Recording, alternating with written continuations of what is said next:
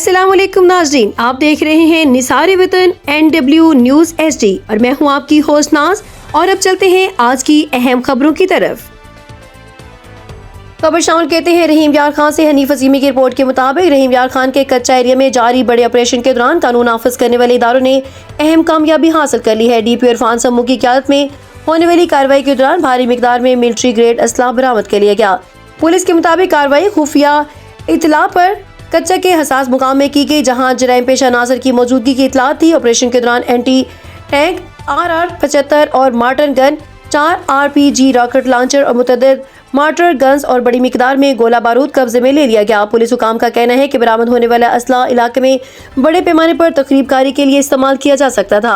DPO Irfan समू ने media से गुफ्तगू करते हुए कहा कि कच्चे के इलाके में डी-वेपनाइजेशन का अमल मज़ीद तेज कर दिया गया और जराइम पेशा नासर के खिलाफ बिला इम्तियाज कार्रवाइयाँ जारी रहेंगी। उन्होंने वाज़िया किया है कि शहरियों के जान माल का तहफ़्फ़ुज़ पुलिस की अवलीन तरजीह है और अमन अमान को हर सूरत बरकरार रखा जाएगा।